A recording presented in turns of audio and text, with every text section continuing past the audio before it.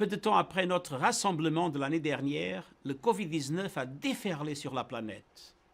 La pandémie a mis en évidence les liens qui unissent notre grande famille humaine, mais aussi ceux qui relient les droits humains dans toute leur diversité, qu'ils soient civils, culturels, économiques, politiques ou sociaux.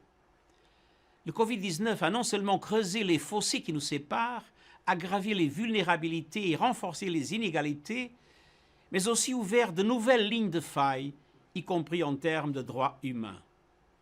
Les violations se multiplient pour former un cercle vicieux. Des centaines de millions de familles ont vu leur vie bouleversée par la perte d'un emploi, par l'accumulation des dettes, par l'effondrement des revenus. La pandémie a affecté de manière disproportionnée les femmes, les minorités, les personnes âgées, les personnes en situation de handicap, les réfugiés, les migrants et les peuples autochtones. Des années de progrès en matière d'égalité des genres ont été réduits à néant. Pour la première fois depuis des décennies, l'extrême pauvreté gagne du terrain. La jeunesse souffre.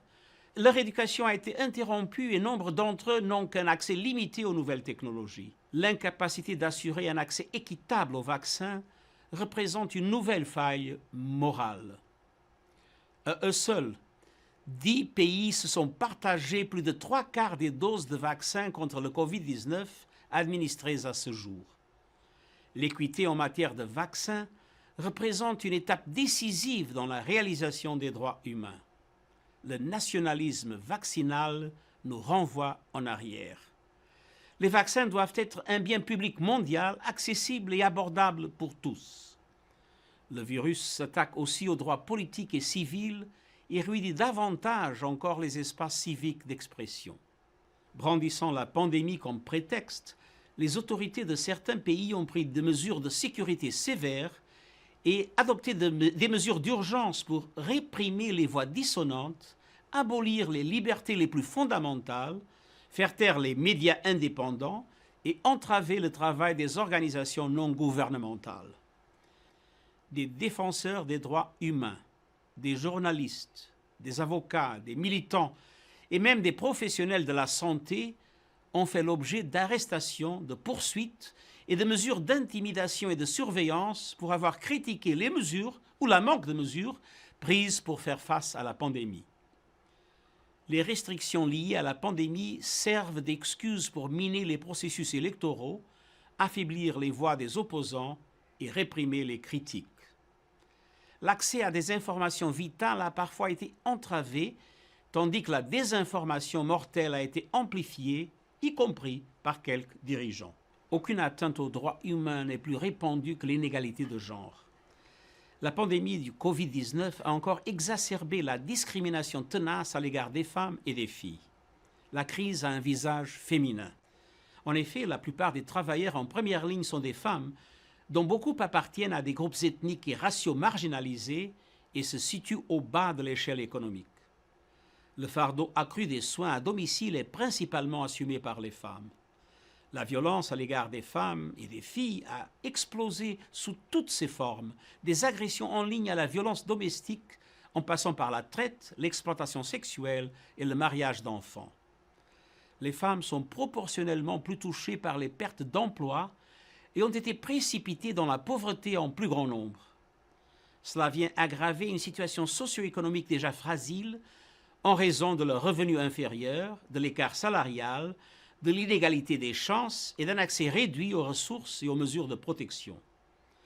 Rien de tout cela n'est dû au hasard. Il s'agit là du résultat de générations d'exclusion et en définitive d'une question de pouvoir. Un monde et une culture dominés par les hommes donneront des résultats dominés par les hommes.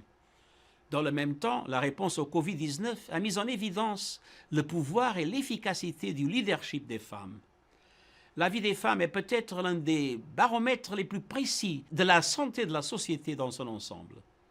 La façon dont la société traite la moitié de sa population est révélatrice de la façon dont elle traitera les autres.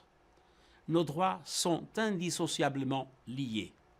En tant que féministe et fier de l'être, j'ai donc honoré mon engagement de faire de la parité des genres une réalité au sein de l'haute direction de l'ONU. et j'ai fait de l'égalité des genres l'une des principales priorités de l'ensemble de l'organisation. Cette responsabilité ne relève pas d'une seule personne ou d'une seule entité. Si nous voulons être une organisation internationale inclusive, crédible et efficace, nous devons toutes et tous y contribuer. Je suis déterminé à en faire beaucoup plus. Notre appel à l'action en faveur des droits humains vise en particulier à abroger toutes les lois discriminatoires dans le monde et assurer aux femmes l'égalité en droit en matière de participation et de représentation dans chaque secteur et à chaque niveau par des initiatives ambitieuses, notamment des mesures temporaires spéciales comme les quotas. La réalisation de ce droit sera bénéfique pour nous tous. Les problèmes qui ont été créés par les hommes, je dis bien par les hommes, ne pourront être réglés que par l'humanité tout entière. Mais ces solutions ne pourront être trouvées que dans le cadre d'un partage de pouvoir et de la prise des décisions et du respect du droit de chacune et de chacun d'y participer sur un pied d'égalité.